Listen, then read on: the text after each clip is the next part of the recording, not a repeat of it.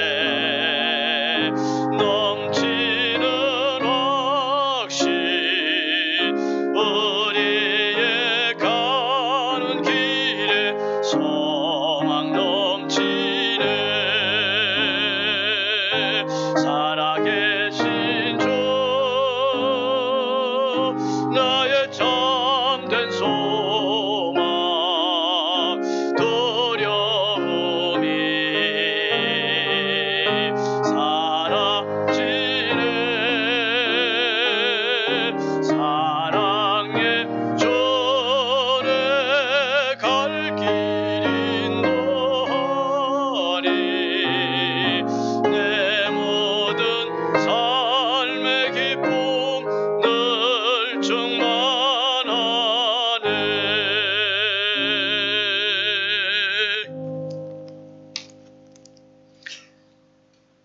묵상기도 함께 드리심으로 우리의 구원의 하나님, 부활의 생명 되신 우리 주님께 예배로 영광을 돌립니다.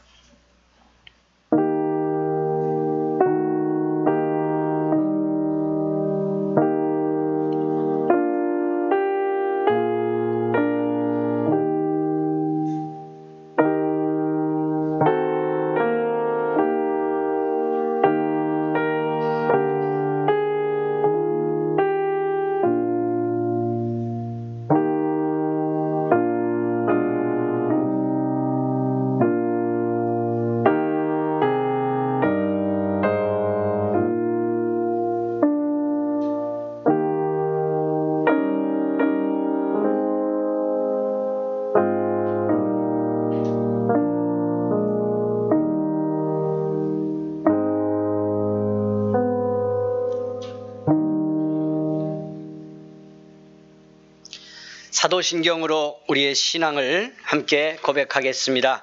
전능하사 천지를 만드신 하나님 아버지를 내가 믿사오며 그 외아들 우리 주 예수 그리스도를 믿사오니 이는 성령으로 잉태하사 동정녀 마리아에게 나시고 본디오 빌라도에게 고난을 받으사 십자가에 못 박혀 죽으시고 장사한 지 사흘 만에 죽은 자 가운데서 다시 살아나시며 하늘에 오르사 전능하신 하나님 우편에 앉아 계시다가 저리로서 산자와 죽은 자를 심판하러 오시리라.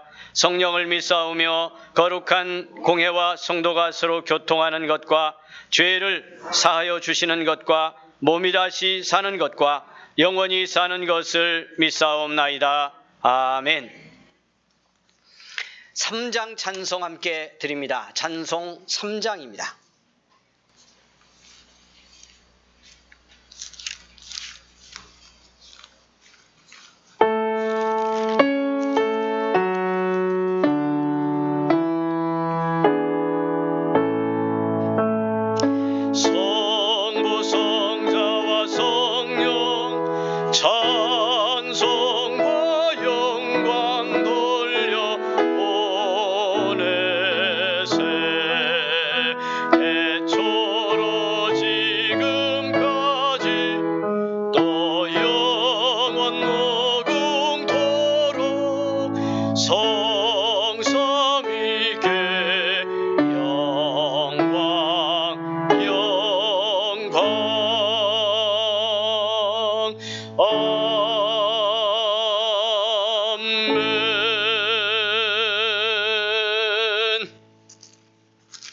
부활절에 주시는 교독의 말씀 134번 교독문 우리 함께 교독하겠습니다.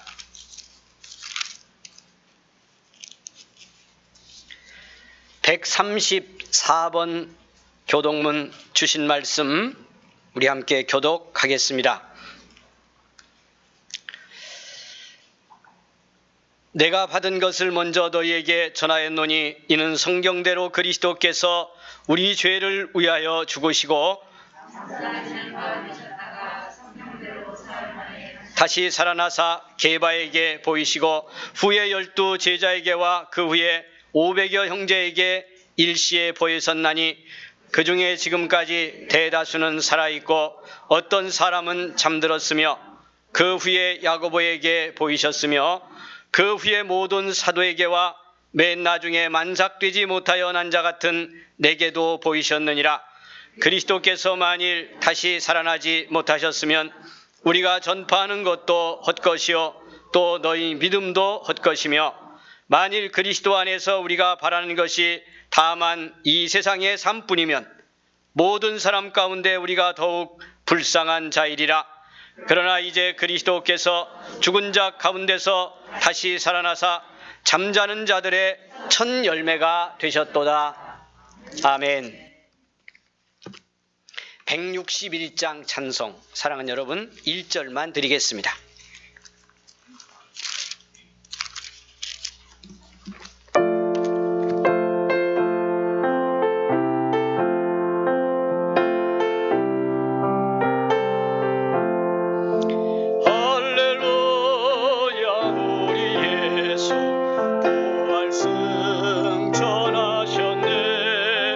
세상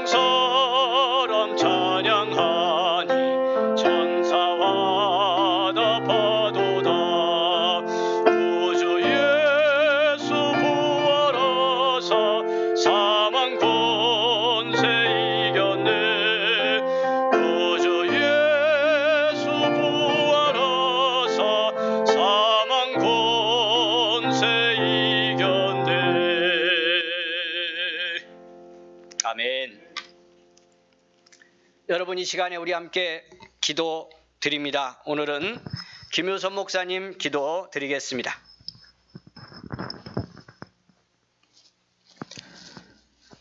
사망의 권세를 이기시고 부활하시어 부활의 첫 열매가 되신 주님을 찬양합니다. 이른 아침 예수님의 무덤을 찾아갔다가 부활의 주님을 만난 여인들처럼 우리도 이 시간 주님을 만나기 원합니다. 이 시간 성령께서 부활의 생명으로 우리 가운데 충만하게 임재하여 주옵소서.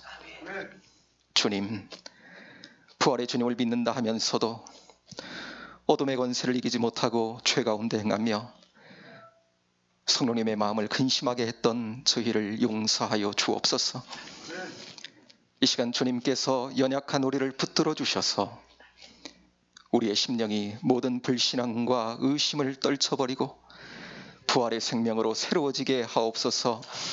우리를 흑암의 권세에서 건져내사 주님의 통치 안에 살게 하셨으니 주님의 주되심을 인정하며 순종으로 살아가게 하옵소서. 승리의 주님, 오랜 기간 지속되어 온 코로나 바이러스로 근심과 두려움이 엄습한 때에 우리가 소망을 우리 주님께 두게 하심을 감사합니다. 죽은 자 가운데서 다시 살아나신 주님이 지금도 우리 안에 살아계심을 믿습니다. 우리의 믿음을 연약하게 하는 시대적 어둠 앞에 두려워 떨지 않게 하시고 이김을 주시는 주님만을 바라며 걷게 하옵소서.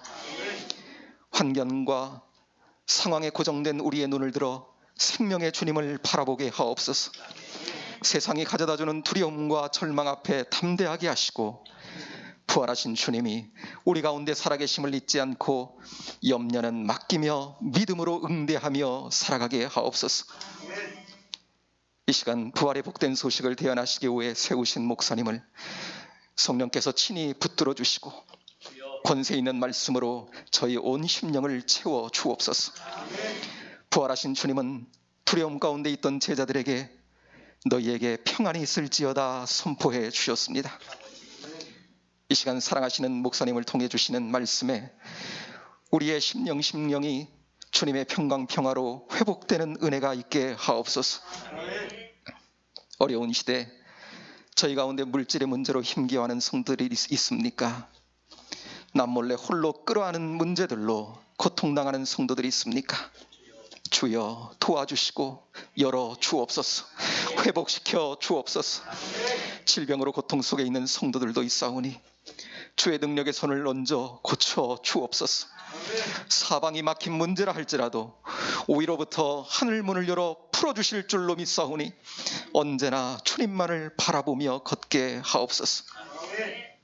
우리 은성교회 모든 성도들이 이 시간 전심으로 주님만을 높이며 나아가오니 시들어가는 영혼은 회복되고 상한 마음은 고침을 받으며 끼어진 관계는 회복되어지게 하옵소서.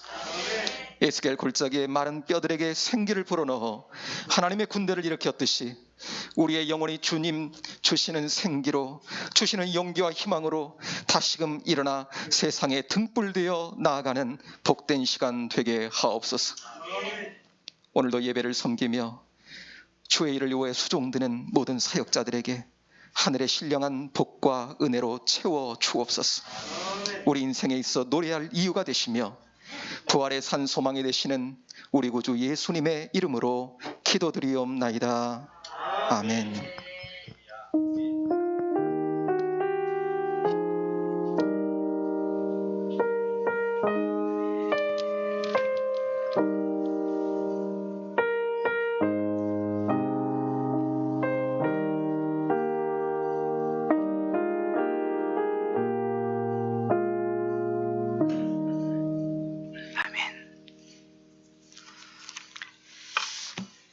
부활주일 우리에게 주신 하나님의 말씀입니다. 사랑하는 여러분, 요한복음 5장 말씀에서 우리 함께 은혜를 받겠습니다. 요한복음 5장 1절 말씀부터 오늘 9절까지 말씀, 그리고 28절과 29절 이렇게 말씀에 은혜 받겠습니다. 사랑하는 여러분, 주신 말씀 오늘 함께 봉독하겠습니다. 오늘 부활주일이지만 오늘 또 이 성전의 현장 예배로 나올 수 없는 우리 성도님들 가정에서 이 말씀 같이 읽으며 말씀의 은혜 되기를 원합니다. 1절에서 9절까지 말씀 다 함께 봉독하겠습니다. 그 후에 유대인의 명절이 되어 예수께서 예루살렘에 올라가시니라. 예루살렘에 있는 양문 곁에 히브리 말로 베데스다라 하는 못이 있는데 거기 행각 5이 있고 그 안에 많은 병자, 맹인, 다리 저는 사람, 혈기 마른 사람들이 누워 물의 움직임을 기다리니 이는 천사가 가끔 못에 내려와 물을 움직이게 하는데 움직인 후에 먼저 들어가는 자는 어떤 병에 걸렸든지 낫게 되밀어라. 거기 38배 된 병자가 있더라. 예수께서 그 누운 것을 보시고 병이 벌써 오랜 줄 아시고 이르시되 네가 낫고자 하느냐? 병자가 대답하되 주여 물이 움직일 때에 나를 못에 넣어주는 사람이 없어 내가 가는 동안에 다른 사람이 먼저 내려가나이다. 예수께서 이르시되 일어나 네 자리를 들고 걸어가라 하시니 그 사람이 곧 나아서 자리를 들고 걸어가니라. 이날은 안식일이니. 아멘. 오늘은 찬양이 있습니다. 그동안 계속 찬양을 드리지 못했는데요. 오늘 부활주일 우리 교사들이 중심이 돼서 찬양을 준비했습니다. 영광 돌리겠습니다.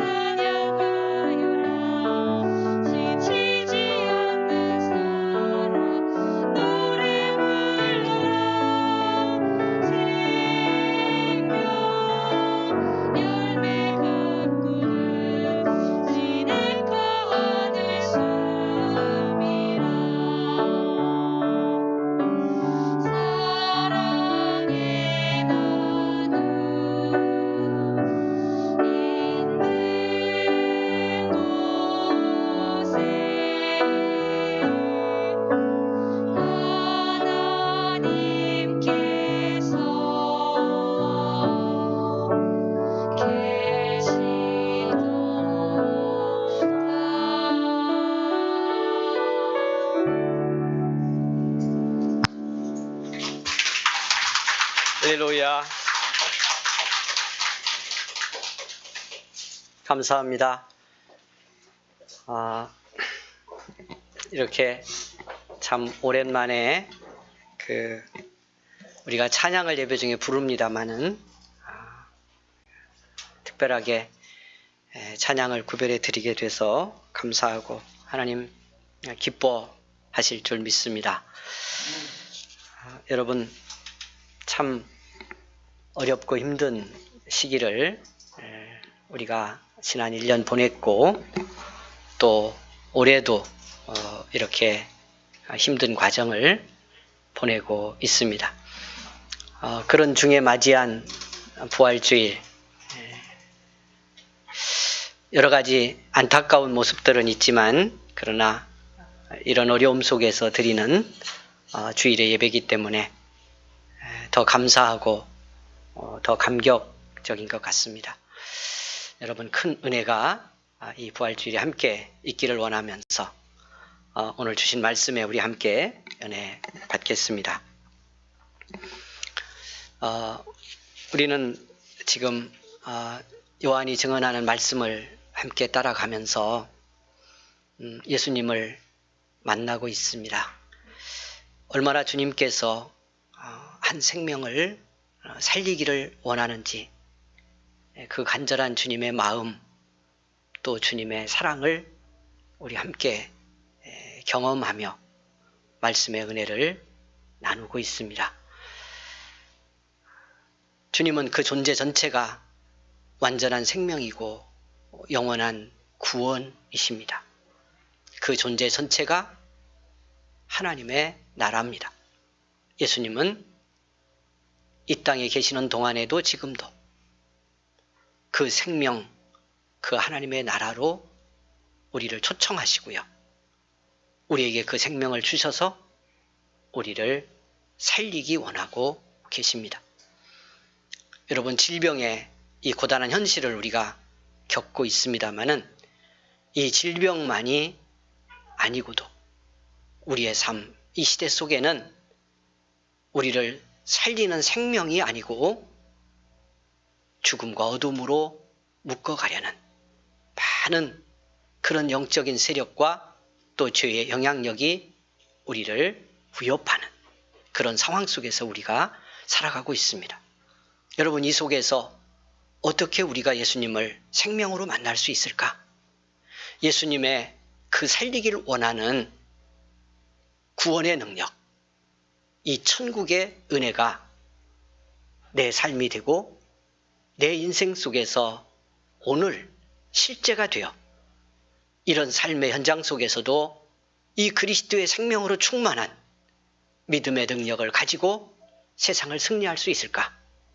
우리 그 물음에 말씀으로 답을 찾아가고 있습니다. 이 부활주일에도 주시는 말씀이 이제 다시 여러분 이 삶의 현장으로 나가 살아야 할 여러분의 삶 속에 믿음의 답이 되는 여러분 생명에 실제로 경험되는 축복이 있기를 주의 이름으로 축원을 드립니다. 예수님께서 예루살렘에 두 번째 올라가셨습니다. 첫 번째 올라가셔서 성전 정화하시고 그리고 내려오시는 길에 수가성의 여인을 만나서 그 여인과 함께 그 사마리아 사람들을 수가성에 살고 있는 사람들을 복음으로 구원하시는 생명으로 살리시는 예수님을 우리가 만나 보았습니다. 이제 예수께서 가버나움에 가셨다가 가나에 가셨다가 이제 다시 예루살렘에 올라가셨습니다. 여러분 그 예루살렘 행에 이제 성전으로 들어가기도 전에 그 성전 입구에서 우리 주님께서 만난 한 영혼을 어떻게 살리시는지 주님의 생명이 어떻게 한 생명, 한 영혼의 구원이 되고 영생이 되는지를 오늘 성경은 우리에게 증언을 하고 있습니다. 여러분 예루살렘 성으로 들어가는 여러 문이 있는데 그 중에 한 문이 양의 문이라고 하는 문입니다. 그런데 그 문 곁에 연못이 하나 있었습니다. 성경이 전하는 것처럼 베데스다라고 이름 붙여진 연못입니다. 그 곁을 지나는데요. 여러분, 그 연못 주변에 많은 병자들이 모여 있었습니다. 오늘 성경은 그 환자들의 종류도 우리에게 이렇게 증언을 하고 있습니다. 3절입니다. 그 안에 많은 병자, 맹인, 다리 저는 사람, 혈기, 마른 사람들이 누워 있었다. 이렇게 말씀하죠. 여러분, 오래 기다리기 때문에 누워 있다고 볼 수도 있고요. 그만큼 이들의 병의 상태가 중한 상태라고 볼 수도 있을 것입니다. 그런데 성경은 누워있는 이유가 뭐냐? 왜 이 연못가에 이 많은 환자들이 모여서 뭘 기다리며 누워 있었을까? 그 이유를 그 다음 말씀에서 우리에게 증언을 하고 있습니다. 여러분, 누워있는데 그 이유가 뭐냐 하면 3절 하반절입니다. 물의 움직임을 기다리니 이는 천사가 가끔 못에 내려와 물을 움직이게 하는데 움직인 후에 먼저 들어가는 자는 어떤 병에 걸렸든지 낫게 되밀어라. 왜 이렇게 아픈 사람들이, 여러분, 그 몸 추스리고 그 아픔 견디는 것도 쉽지 않았을 텐데 이렇게 밖에 나와서요, 연못가에 이렇게 모여 누워 있었을까? 그 이유가 뭐였다고요? 물이 움직일 때가 있는데 왜 움직이는지는 알 수가 없습니다. 이 연못이 아마 인공 연못이라고 보여져요. 역사적으로 발굴도 이미 했다고 그럽니다. 그래서 연못의 크기도 어느 정도 크기인지 지금은 다 확인이 되는 그런 베데스다 연못입니다. 그리고 그런 발굴 과정에서 이 연못이 인공적으로 만들어진 연못이라고 하는 것이 확인이 됐습니다. 그러니까 물이 밖에서 공급이 되는 거예요. 그러니까 전에는 저는 그런 역사적인 발굴의 상황에 대한 이해가 없을 때는 이게 자연적 연못이라서 아마 온천처럼 가끔 이렇게 뭔가 연못 그 바닥 깊은 데서 물이 솟구치는 그런 변화가 생기지 않았나 이런 생각을 했었어요. 그런데 그렇게 보기에는 불가능한, 그런 해석은 불가능한 연못으로 보여져요. 그러니까 물이 공급되는데 그냥 우리가 추측해서 해석을 해보면 아마 이 물길을 어딘가에서 막았다 열었다 할 수도 있을 거 아니겠습니까? 공급되는 거라면 수로 어느 부분에서 물이 공급되는 과정을 차단시킬 수도 있고 열어놓을 수도 있겠죠. 의도적으로 그럴 수도 있고 아니면 그렇게 자연이 될 수도 있겠고, 아무튼 그래서든 어째서든 물이 움직이는, 동하는 때가 있었다는 거예요. 근데 성경은 우리가 이 가로로 묶어 있습니다만은 이제 사본에 따라서 안 나온 부분도 있어서 그렇습니다. 그런데 이 성경대로 보면 물이 이렇게 움직일 때 들어가면 다 낫는다고 해석할 수 있는 말씀의 분위기예요. 이대로 보면. 왜? 어떤 병에 걸렸든지 낫게 되밀어라. 자, 이게 그냥 이대로 받으면 참 놀라운 일이고 좋은 일이죠. 여기서 기다릴만 하죠. 뭐가 문제라서 문제가 되는 거예요? 예, 먼저 들어가는 자가 낫게 돼요. 그게 1등으로 들어가야 되는 거예요. 이것이 큰 장애인데 낫기만 한다면 뭐 기다리다가 여러 번 움직이면 또 기회가 올지 압니까? 미끄러져 들어갈 수도 있고. 그런데 문제는 이 성경 본문에 대한 모든 주석과 해석이 낫게 된다는 증거가 없다는 거예요. 그러니까 그냥 한마디로 말씀을 드리면 민간 전설 같은 거예요. 아마 누군가 그때 들어갔는데 통증이 좀 감해졌다든지 나은 것 같다는 심리적 위로를 받았다든지 이런 경험은 있을 수 있겠죠. 여러분 많이 아프고 막 이 관절 좀 쑤시고 그러는데 어디 온천이 용하다고 그래서 가서 온천하고 왔더니 며칠은 나은 것처럼 시원하고 그 일주일도 안 가서 또 아프고 아마 거의 그 수준이라고 보면 좋겠습니다. 모든 해석이 그 수준을 넘고 있지 않는 걸로 봐서. 여러분 그렇다면 여기 이 장면을 잘 보아야 합니다. 거기 이제 오늘 본문에 등장하는 예수님 만난 한 사람이 있죠.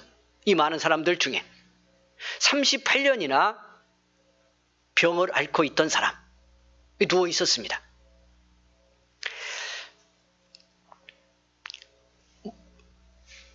여기에 작은 희망이 있다면, 이걸 희망이라고 볼 수 있을지 모르겠습니다만은 현실적으로 그것조차도 불가능한 희망이죠. 이 38년 된 사람, 거기서 혹시 물이 움직일 때 1번으로 들어갈 수 있을까? 그런데 그가 하는 고백 속에 이제 내려가 볼 건데요. 여러분 이미 그것도 절망이라는 걸 본인 스스로 고백하고 있죠. 이런 사람도 거기 있었습니다. 여러분, 자, 내려가서요, 이 38년 된 사람이 이 연못가에 이 사람도 나와 있다가 이제 예루살렘에 올라오신 예수님을 만나는 겁니다. 자기가 만났다기보다는 예수님이 만나 주시는 거예요. 만나는 은혜를 입는 거예요. 그냥 거기 누워 있었던 거고요. 만나기 위해서 이 장면에서는 이 사람이 한 것이 아무것도 없습니다. 그냥 절망의 상황에 누워 있는 거예요. 그러다가 주님을 만납니다. 그 연못가를 지나는 예수님을 만납니다. 주님이 보신 겁니다. 그를 보고 주님이 한 말씀을 하셨죠. 오늘 성경엔 딱 2마디 하셨어요. 근데 그 2마디와 함께 이 장면에서 우리가 봐야 될 놀라운 생명의 변화, 생명으로 우리를 살리시는 주님의 역사가 얼마나 놀라운지를 이 2마디와 함께 이 장면이 우리에게 잘 보여줍니다. 여러분 따라가면서 큰 은혜가 있기를 바라고요. 이 부활주일에 우리 속에서도 부활의 주님 주신 생명이 여러분 다시 한번 실제의 생명의 능력으로 경험되며 우리의 절망과 어둠을 몰아내는 축복으로 오늘 이 예배 이 말씀이 우리 삶 속에서 역사하기를 주의 이름으로 부탁을 드립니다. 네가 낫고자 하느냐 주님이 이렇게 물으셨더니요, 이 사람이 뭐라고 대답을 하느냐 하면 7절 보십시오. 여러분 7절, 병자가 대답하되 주여 물이 움직일 때에 나를 못에 넣어주는 사람이 없어 내가 가는 동안에 다른 사람이 먼저 내려가나이다. 이 대답을 하는 이 대답 속에 이 38년 된 병자의 인생, 그의 삶이 뭔지, 그 속에 있는 절망이 어떤 것인지가 그대로 드러나 있습니다. 여러분 이 말씀 따라가면서 우리 안에도 이 비슷한 이와 관계된 어떤 절망과 어둠이 지금 내 인생을 묶고 내 삶을 위협하고 여러분의 가정, 여러분의 자녀들, 크게는 이 땅의 교회조차라도 위협하고 있는 그런 권세가 무엇인지 눈이 떠지기를 바라고요. 오늘 이 사람을 만나주신 예수님, 이 사람을 살리시는 예수 그리스도의 그 생명 부활의 능력 속에서 우리 안에 있는 이 절망이, 이 죽음의 권세가 쫓겨가는 놀라운 역사가 일어나기를 원합니다. 예수님의 생명이, 부활의 능력이 실제가 되는 축복이 있기를 원합니다. 그래서 먼저 7절에 이 38년 된 병자의 인생의 절망이 무엇인지를 이 말씀과 함께 보려고 합니다. 여러분, 첫째, 병자가 대답하되 주여 물이 동할 때에 나를 못에 넣어주는 사람이 없습니다. 여러분, 물이 동할 때에 이미 제가 해석을 했죠. 동한들, 물이 동할 때 들어간들, 그가 구원을 받는다 못 받는다. 병의 치료만이라도 이거 그냥 아까 말씀드렸잖아요. 민간 전설이라고. 절박하고 힘든 사람들이 아마 누군가가 그때 들어가서 씻었든지 목욕을 했든지 좀 좋아졌거나 나았다는 위로가 생겼는데 그것이 퍼져서 만들어진 이야기입니다. 여러분, 제가 아까 말씀드렸잖아요. 어디 가서 물 맞았더니, 어디 온천하고 왔더니 좋아졌다, 그런 얘기는 들렸지만 여러분 가서 실제로 병 고치고 온 사람 손 한번 들어보세요. 없잖아. 여기 똑같아. 그런 연못이야. 그러니 여기 물이 동하는 연못 그 자체가요, 진정으로 거기 모여있는 사람들의 삶의 희망이 될 수 없는, 그들의 영혼과 인생의 구원이 될 수 없는 연못이고, 연못의 움직임입니다. 그러니까 그것 자체가 이미 희망이 될 수 없다는 큰 절망에 여러분 장벽이 이미 쳐져 있는 거예요. 그럼에도 붙들어 보고 싶은 거죠. 그런데 게다가 이 38년 된 병자는 어떤 상황에 있어요? 1등으로 들어간다 하더라도 그 연못이 살리고 구원할 수 있는 능력이 없는데 이미 없고 성경은 그걸 전제하고 있는 거예요. 그런데 그 중에서도 38년 된 이 병자는 어떻게 해도 할 수 없어요. 그 연못에 먼저 들어가는 것조차도 불가능해요. 먼저는 그만두고 나중에라도 다른 사람들 들어갔다 나온다라도 들어갈 수가 없어요. 본인이 말하지요. 뭐라고? 어떻게 할 사람이 없다고요? 연못에 자기를 넣어줄 사람이 없어요. 그러니까 뭘 의미하는 겁니까?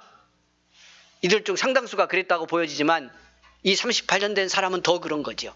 누가 들어서 넣어주지 않으면 들어갈 수가 없는데 그 사람조차 있어요, 없어요? 없어요. 이게 참 여러분 배후에 깔려있는 절망이죠. 또 하나의. 그게 뭐예요? 이 연못가에 온 거 이렇게 보면 자기 스스로 온 거예요? 누가 들어다 놓은 거예요? 스스로 못 오죠. 연못 속에도 스스로 못 들어가는데 어디 살았든 여기 스스로 올 수가 없는 거잖아요. 그죠? 여러분, 그러니까 누가 들어다 놓은 겁니다. 들어다 놨으면 들어다 놓은 사람이 혹시라도 낫게 하고 싶은 마음이 있거나 여기 들어가는 것이 낫는 거라고 그러면 기다리고 있다가 물 동하면 빨리 먼저 넣어줘야 맞는 거잖아요. 상식적으로 생각해 보세요. 그런데 넣어줄 사람은 없는 거예요. 그러니까 여기다 들어다만 놨지 자리채 들어다 놓고는요. 들어가도 낫는다고 하는 걸 이 사람 믿지도 않는 거고요. 들어다 놓은 사람이 누구든 가족이든 이웃이든 물이 동할 때 넣어주려고 하는 생각이 없는 거잖아요. 그 무슨 뜻입니까? 왜 들어다 놓은 거예요? 이런 해석도 충분히 가능할 것 같아. 오늘 본문 여기서 해석을 다 하고 갈 건 아니지만 집에 놔두는 것보다는 거기다 갖다 놓는 게 편한 거예요. 38년이나 아팠잖아. 우리 마을 동네 이웃집 사람이라고 생각해봐. 38년 동안 아프고 있는 사람이 누워있는 것보다는 연못가에라도 가서 바람도 쐬고 그리고 38년 동안 누워있으면서 끼친 그 부정적 영향력 계속 받고 있던 사람들이요. 연못가에 일정 기간이라도 분리시켜 놔두는 것이 편한 거예요. 이 사람들에게. 이런 해석 무리예요. 분위기로 보면 충분히 그런 거예요. 이 한 절에 들어있어 다. 그러니까 몇 겹의 절망이 이 인생을 지금 감싸고 있는 겁니다. 연못 자체가 이 사람을 살린다는 보장이 전혀 없고요. 넣어줄 사람 없는데 그 이유가 이 사람 곁에 두기가 너무 깝깝하고 힘들어서 분리시켜 저기 갖다 놓은 거예요. 그러니까 넣어주려고 기다리고 있지 않죠. 이것이 이 인생입니다. 여러분 38년 동안 지치고 지친 이렇게 몸도 마음도 다 무너졌고 마지막 기대고 있는 이 연못조차도 이 인생을 바꾸는데 전혀 기여할 수 없고 그 연못에 넣어줄 사람조차 없는 절망의 사람. 여러분 이 사람이 이 베데스다 연못가에 누워있다가 예수님을 만난 겁니다. 그러니까 예수님께서 네가 낫고자 하느냐 물으셨는데도 불구하고요. 그 물음 앞에서 낫기를 원합니다 하는 대답을 할 수가 없었어요. 이렇게 절망에 쌓인 그 인생이었기 때문에 그 속에서 낫고 싶어요. 나 좀 고쳐주세요 하는 이 말도 나올 수 없는 그 말 한마디조차 뭔가 좀 긍정되는 게 있어야 나오잖아요. 수가성 물가에서 예수님 만난 여인이 내가 주는 물을 먹는 자 이 말씀할 때 내가 누구인지 알았다면 네가 그에게 생수를 구했을 거다 할 때 여러분 그 생수 구하는 한마디 내게 주십시오. 그 생명의 물 내게 부어주세요 하는 말을 못하잖아요. 왜 못해요? 그의 삶이 살아온 삶이 얼마나 절망과 어두움과 죄악에 갇혀 있었는지 보여주는 거죠. 예수님 그도 가슴 열어 살리셨어요. 오늘 이 연못가에서 만난 여러분 38년 동안 질병에 고난받던 이 사람 주님이 네가 낫고자 하느냐? 이렇게 물으셔요. 절망 속에서 자기 존재가 누구인지를 이 7절 한마디로 어떻게 보면 고백하고 있는 이 사람. 여러분 성경이요. 그런데 놀라운 사실을 우리에게 전하고 있는 겁니다. 아주 성경은 짧게 제가 2마디라고 말씀드렸는데 예수님의 말씀은 2마디만 떨어졌는데요. 이 아주 짧은 시간처럼 보여지지만 여기서 주님이 이렇게 절망에 갇힌 죽음에 갇힌 한 생명을 어떻게 살려내시는지 이 사람의 인생에 어떻게 변화를 주시는지를 우리에게 놀랍게 보여주고 있습니다. 그 첫 장면이 뭐냐면 6절입니다. 여러분 성경 6절로 가겠습니다. 예수께서 그 누운 것을 보시고 제가 말씀 요약에는 여기 따옴표를 붙였습니다. 작은 따옴표를 누운 것을 보시고 병이 벌써 오랜 줄 아시고 여러분 놀라운 우리가 은혜로 깨달아야 될 우리가 예수 믿고 주님과의 믿음의 관계 속에 살면서 정말 은혜로 경험해야 될 놀라운 2마디가 여기 있습니다. 보시고 아시고. 따라서 하겠습니다. 보시고 아시고. 주님의 모든 생명을 살리는 구원의 역사, 치유의 역사는 언제나 여기서 시작됩니다. 주님이 보셨다는 거예요. 그리고 그 병이 얼마나 오랜지 아셨다는 거예요. 강렬한 2마디입니다. 2단어입니다. 여러분 이 연못가를 예루살렘에 올라오셔서요. 이 연못가를 지나다가 38년 된 이 사람이 눈에 확 들어온 거예요. 보는 순간 아니 그 이전부터 여러분 여기 보셨다는 거 그냥 다 보셨다는 뜻이에요. 실제로 보셨다는 뜻이에요. 이 한 단어 갖고도요. 우리 하루 종일 말씀의 은혜 받을 수 있는 그런 말씀이에요. 우리가 보는가? 우리가 보는가? 여러분 누군가 보셔요? 제대로 보셨어요? 우리가 평생 살고도요. 부부가 몇십 년을 살고도요. 부모 자식이 몇십 년을 살고도요. 어느 날 보면 내가 이렇게 너를 너로 보지 못했구나 하는 순간이 있어요. 평생 그걸 못 보고 가는 사람들도 있어요. 한 교회를 이루고 살면서 여러분 보시나요? 여기 예수님이 보셨다고 할 때 제가 실제로 보셨다 이런 표현을 잘 쓰는데 그냥 다 아셨다는 거예요. 아셨다는 말씀이 나옵니다마는 병이 오랜 줄 아셨다는 말은 그냥 병이 오래 알았구나 이건 예수님이 아니라도 보면 다 알지. 누워있는 거 보니까 아 오래 알았구나 이걸 누가 모르겠어요. 어제부터 아픈 사람하고 몇십 년 아픈 사람하고 표가 당연히 나죠. 그런 뜻이 아닙니다. 38년을 오랫동안 아프며 지금 앞에서 제가 왜 좀 길게 말씀드렸냐면 이 사람이 겪어온 삶, 그 속에 배어있는 절망, 아픔, 눈물, 탄식. 한 인간으로서 이렇게 질병을 안고 이 고통과 아픔의 세상 속에 살면서 그 인생 안에 집적되어 있는 모든 고통에서부터 한숨과 눈물까지 주님은 다 보셨다는 거예요. 이렇게 이 사람을 이해했다는 거예요. 주님의 눈 안에 이 생명이 그 존재로 들어온 겁니다. 그러니 치유는 어디서 일어난 거예요? 보시고, 보시고 아셨다는 말씀, 보시고 아신 주님 이 순간부터 여러분 구원의 생명이 임하기 시작한 거고 그렇게 이 사람의 인생의 가슴을 열며 그에게 생명을 부으고 계시는 예수님이라는 걸 보여주는 겁니다. 그리고 말씀하셨다는 거예요. 네가 낫고자 하느냐. 그러니까 이게 한마디지만 대답으로는 엉뚱한 대답을 하고 있는 것처럼 보이지만 이렇게 이미 아시고 그 존재를 존재로 다 보셨기 때문에 긍휼과 사랑으로 보셨기 때문에 아멘. 네가 낫고자 하는 한마디 속에 살리시는 주님의 놀라운 은혜와 사랑과 생명이 여기 넘치도록 부어지고 있는 겁니다.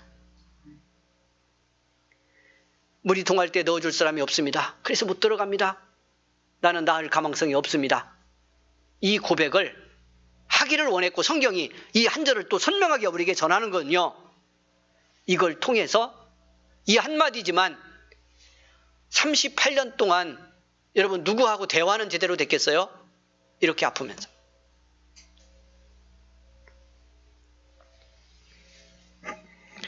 저희 장모님이 이제 그 아들들 집으로 가셨다가 이제 강원도로 가신다고 그래서 이렇게 좀 가서 계셔보라고 이번 주에 이제 내려가셔요. 근데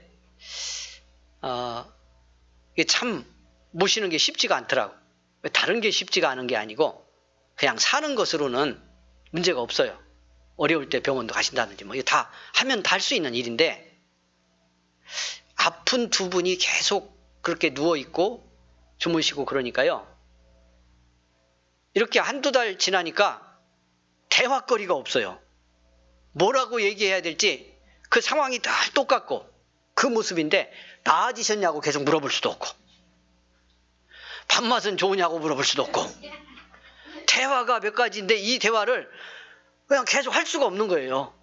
그러니까 어느 날부터 대화가 없어지더라고. 대화가. 이게 마음이 아프기도 하면서 이게 좀 두렵기도 한 거예요. 이렇게 될 수도 있는 거구나. 이런 생각도 들고. 그래서 이 아픈 분들을 오래 보시는 것이 쉬운 일이 아니겠다. 이런 생각도 하면서요. 안타까운 마음이 계속 들더라고요.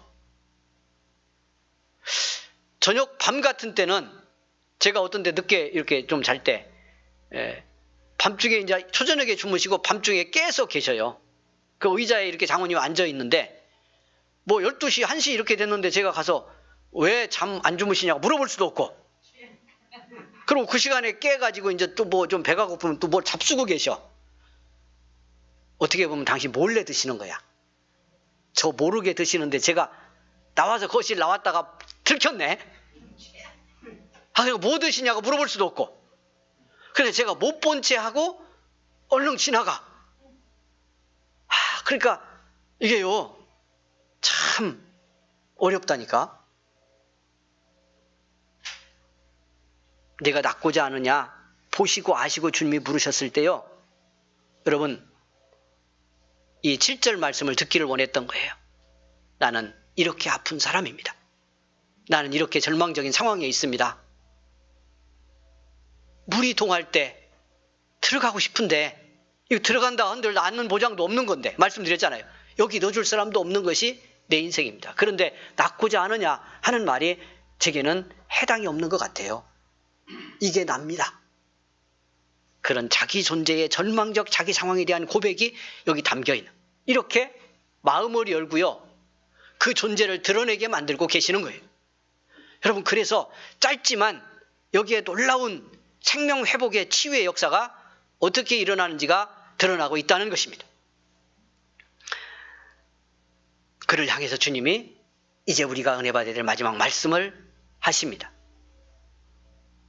일어나 네 자리를 들고 걸어가라. 할렐루야. 일어나 네 자리를 들고 걸어가라. 여러분 결론이 뭐예요? 그랬더니 이렇게 절망인 사람이 일어나 자리를 들고 걸어갔다. 성경은 그렇게 증언을 하고 있습니다. 여러분 어떻게 이 순간 이런 일이 일어났을까 우리는 이건 설명은 할 수가 없습니다.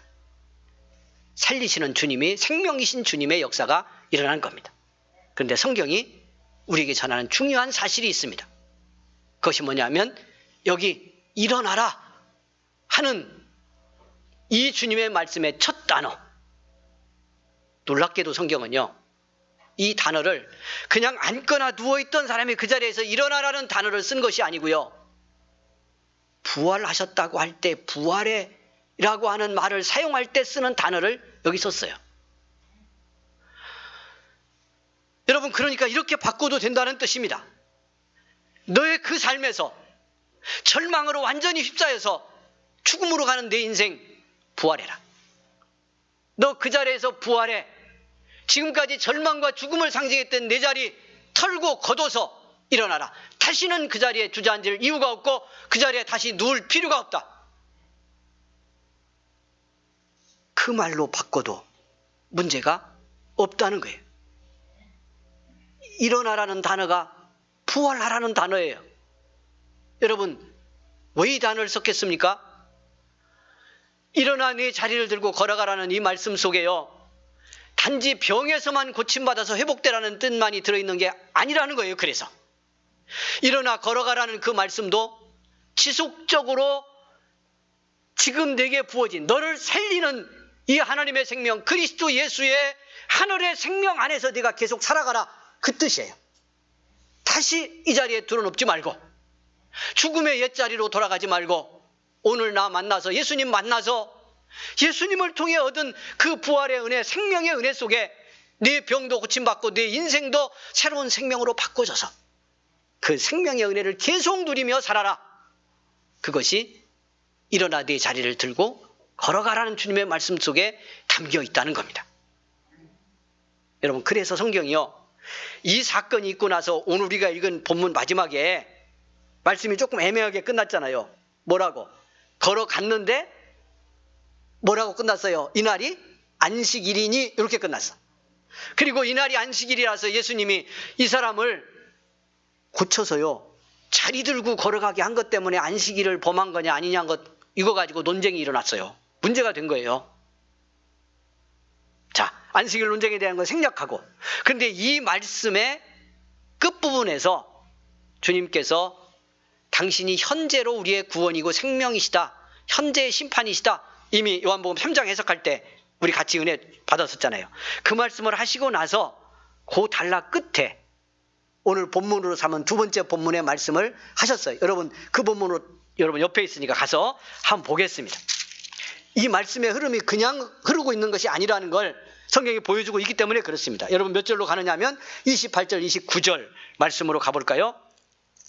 자, 예수님이 구원이고 생명이라는 말씀을 계속 하시고 난 다음에 이 생명과 구원이신 주님의 이 생명은 현재도 내게 구원이고 지금도 내게 생명이지만 이 그리스도의 생명 안에 구원받은 사람들의 삶은 종말론적 마지막 때에 부활이고 생명이 될 것이다라는 말씀을 이렇게 하고 있는 거예요. 그래서 보는 겁니다. 자, 이를 놀랍게 여기지 말라. 무덤 속에 있는 자가 다 그의 음성을 들을 때가 오나니.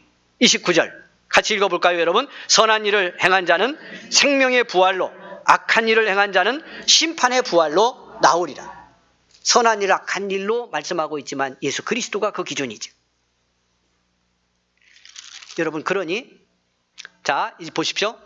오늘 성경에서 이 38년 된 환자에게 일어나라, 내 자리를 들고 걸어가라 할 때 그 일어나라는 단어가 부활을 말하는 단어와 같이 쓰는 단어를 쓴 이유가, 이 말씀을 사용하신 이유가 그냥 쓴 것이 아니라는 것을 알 수가 있는 거예요. 그 말씀과 사건의 흐름이 어디로 결론이 갔어요? 마지막 부활의 날 이야기로 갔어요. 이때 심판의 부활로, 영생의 부활로 나오는 부활이 있게 될 거다. 그럼 무슨 뜻이에요? 여러분, 오늘 우리가 예수 믿고 주님 구원받고 그 생명을 얻은 자로 살면, 성령 안에 살면 그 생명 속에는 이미 부활의 생명이 있는 겁니다. 마지막 날 우리를 부활시키는 생명도 예수의 생명입니다. 그분의 영원입니다. 그래서 우리를 부활의 몸 입게 하시는 거죠. 그러니 그 예수 그리스도를 만나고 우리가 오늘 그리스도의 그 생명 안에 살고 있으면요, 우리는 부활의 생명 안에 오늘 또 있는 겁니다. 성경은 그것을 우리에게 이 사건을 통해서도 보여주고 있다는 거예요. 어떻게 여러분, 이렇게 오신 예수님의 생명, 용서와 사랑으로 십자가 은혜로 우리에게 부어진 이 놀라운 구속의 은혜와 이 생명을 부활의 능력 안에서 오늘 우리가 실제로 살 수 있을까? 이것이 우리의 믿음이고 우리의 과제입니다. 사랑하는 여러분, 영원한 생명이신 그리스도의 생명이 우리에게 은혜로 주어졌습니다. 그 생명 안에는 부활의 생명이 이미 있습니다. 그러니까 우리가 그 예수의 생명 안에 그 예수와 함께 이 땅을 믿음으로 승리하며 살아가면 마지막 날 언제인지 날짜 관계없이요, 주님 오시는 그날에 우리는 예수의 이 생명 안에서 부활의 몸을 입고 주님을 만나는 축복도 받게 될 줄 믿습니다. 그 생명의 주님이 우리의 그리스도이고 우리 교회의 머리이십니다. 오늘 이 예배를 받으시는 우리의 주님이십니다. 베데스다 연못가에서 38년 절망의 완전히 십자에서 살 가망 없던 이 인생, 일어나라, 내 자리를 들고 걸어가라 말씀하시며 그 말씀을 통해서 당신의 생명을 쏟아 부으셨고요, 이 생명이 임한 이 절망의 사람이 그 절망의 자를 희망으로 바꾸어낸 것처럼, 그런 은혜를 입은 것처럼 오늘 우리 이 시대 많은 질병의 아픔, 삶의 어려움, 그 속에서 고단하고 지친 여러분, 38년 된 병자처럼 그렇게 병을 앓는 것은 아닐지 모르지만 우리의 마음과 삶은 이렇게 지치고 고단하게 눌려 있는 것은 부인할 수가 없습니다. 이런 우리들에게 예수님이 정말 생명으로 만나지는 은혜를 입을 때 우리는 그 은혜의 능력 속에서 이 시대를 정말 부활하신 그리스도의 그 은총 안에 희망으로 바꾸어내는 변화를 경험하게 될 것이고요, 그런 우리를 통해서 세상도 바뀌는 축복의 역사도 일어나게 될 줄 믿습니다. 이 부활절이 그런 은혜의 출발이 되기를 주의 이름으로 축원을 드립니다. 찬양을 드리겠습니다. 사랑하는 여러분, 165장 찬송 1절과 2절 찬송만 드리겠습니다.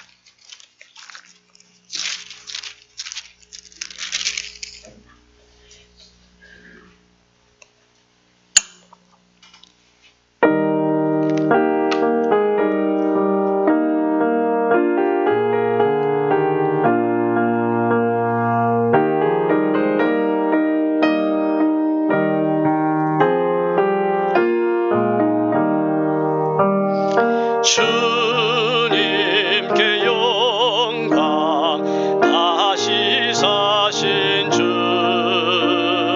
사망 권세 모두 이기시었네. 흰 옷 입은 천사 돌을 옮겼고 놓으셨던 곳은 비어 있었네. 주님께 영광, 다시 사신 주, 사망 권세 모두 이기시었네. 아멘. 부활의 주님 나타나시사 두려움과 의심 물리치셨네. 주의 교회 기뻐 찬송하여라. 다시 사신 주님 죽음 이겼네. 주님께 영광, 다시 사신 주, 사망 권세 모두 이기시었네.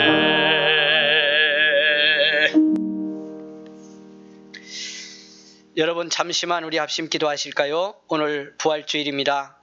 지금까지 인도하시고 이 주일의 예배로 영광 돌리게 하심을 감사하며 기도하십시다. 감사의 기도가 있기를 원합니다.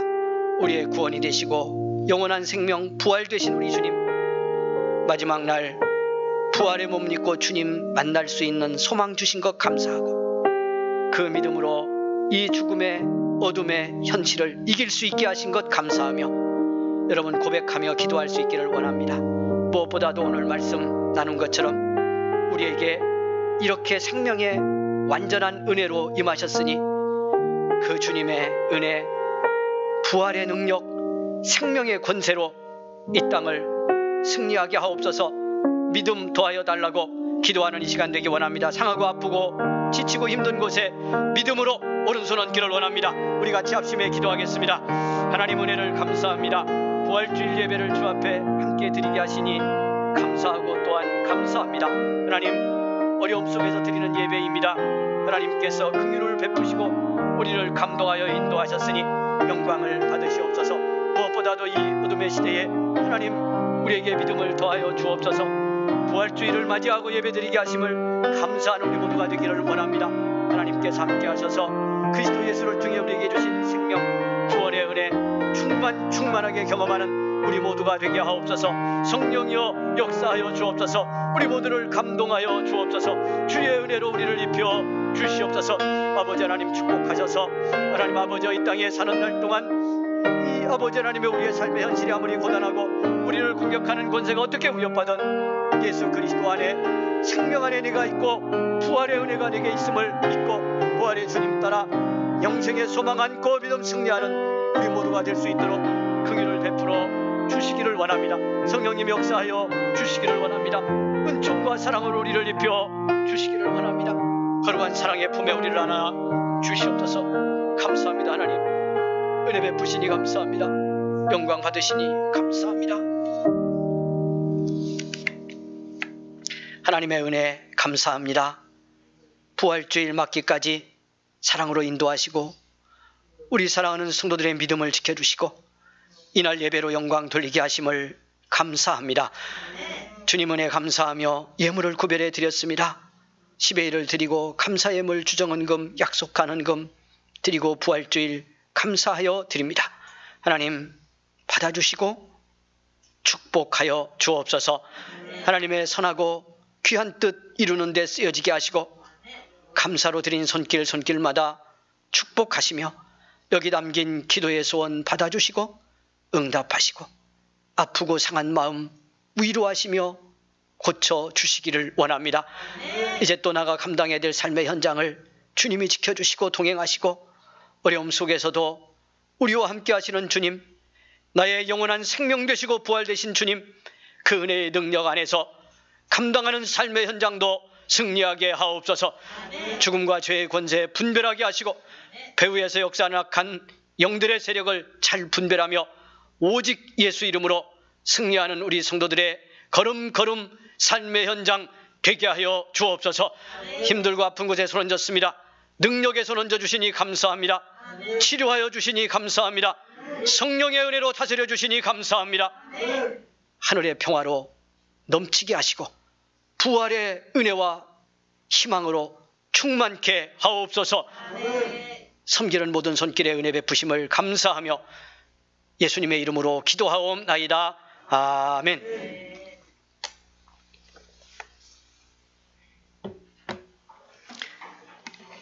옆사람 앞에 뒤에 인사하겠습니다. 부활의 예수님 우리와 함께 계십니다. 인사하겠습니다. 부활의 예수님 우리와 함께 계십니다. 할렐루야. 아멘. 우리가 그 생명 안에 있음을 확신하시고요. 믿음 승리 이루기를 바랍니다. 오늘 부활주일이고요. 우리 예배 같이 드렸습니다. 감사드립니다. 가정에서 함께하는 우리 모든 교우들에게도 감사의 마음 전합니다. 부활의 큰 능력과 은혜가 같이 하기를 바랍니다. 오늘 오후 줌 모임은 청년부 모임으로 대체합니다. 기도해 주시기 바라고요. 오후 1시 반에 3부 예배가 있습니다. 1, 2부에 나오지 못하신 분들 3부에 나와서 같이 예배 꼭 드리시기를 부탁을 드리겠습니다. 2주간 특별 새벽 기도 드렸는데요. 이어서 계속 새벽 예배 이어가도록 그렇게 하겠습니다. 여러분 나와서 기도하실 분들 새벽에 함께 기도하시기 바라고요. 가정으로 실시간 중계는 이제 하지 않습니다. 새벽은 기억해 주시기를 바랍니다. 다른 교회 소식 여러분 살펴주시는데 특별히 오늘 11시에는 2부 예배 시간에 유치부하고 우리 초동부가 연합해서 달란트 시장을 하는데 이 현장에서 모여서 뭐 막 사고 먹고 이럴 수 없어서요. 온라인 달란트 시장을 한다고 그럽니다. 그래서 어떻게 하는지는 모르겠어요. 하여튼 준비를 했는데 물론 이제 현장으로 오는 우리 자녀들은 예배를 따로 드리겠습니다만은 온라인으로 진행된다고 하는 거 아시고 여러분 기도해 주시기를 바랍니다. 그리고 몇 가지 나누어야 될 소식이 있습니다. 부활주일 맞이하면서 들어오는 입구에 화분도 마련하고 오늘 이제 떡도 했는데 이 화분과 떡은 우리 이양호 정성범 권사님 가정에서 섬겨 주셨습니다. 그리고 계란은 유영숙 권사님 가정이 섬겨 주셨고요. 꽃꽂이가 이렇게 오늘 특별 꽃꽂이를 했는데 꽃은 우리 김방민 집사님이 여전히 꽂으셨고요. 우리 정욱자 권사님이 그동안 여러 가지 수술도 하고 아픔이 많이 있었는데 은혜 감사하면서 봉헌을 하셨습니다. 기억하고 기도해 주시기 바라고 앞에 여러분 지난주부터 TV 화면이 바뀌었는데요. 이 TV는 우리 염상돈 홍재인 집사님 가정이 우리 염상돈 집사님이 1년 동안 용돈을 이렇게 매달 모아가지고 이렇게 목적 헌금을 가정에서 하셨습니다. 그래서 TV를 우리가 이렇게 새로 더 큰 걸로 교체를 해서 여러분 좀 잘 안 보이시는 분들 아마 화면이 훨씬 커졌을 건데 이렇게 도움을 우리가 받게 되었습니다. 감사의 마음 전합니다. 우리 오랜만에 나오신 권사님들도 계십니다. 우리 김길자 권사님도 그동안 양쪽 다리 수술하시고 회복하고 재활하고 하는 과정을 거쳤기 때문에요. 그동안 예배 함께하지 못했습니다.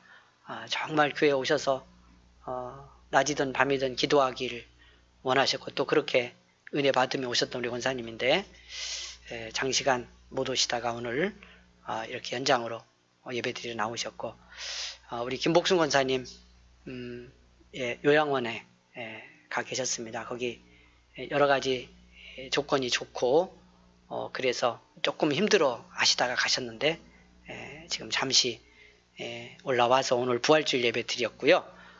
또 이제 아마 오늘 오후에 내려가서 더 회복의 시간을 가지려고 한다고 합니다. 여러분 기도해 주시기를 부탁을 드리겠습니다. 감사하고요. 우리 한영미 집사님 오랜만에 저녁 예배는 시간 나는 대로 와서 같이 기도했었는데 이렇게 오전 예배 주일 예배에 오셨습니다. 감사하고요. 영광 주께 올려 드립니다. 여러분 다른 소식 같이 나누면서 은혜가 되기를 원합니다. 부활의 소망 안에 여러분 꼭 승리하는 복의 삶 되기를 간절히 바랍니다. 171장 1절만 드리겠습니다.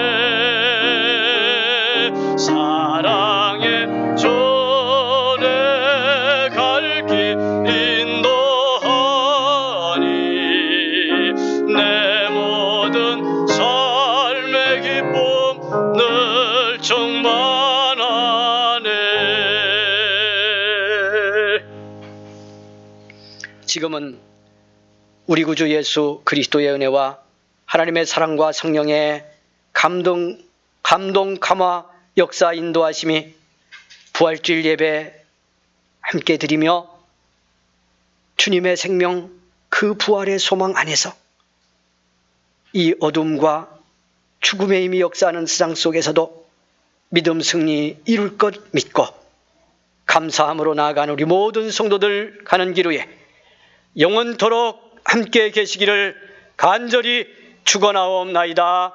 아멘.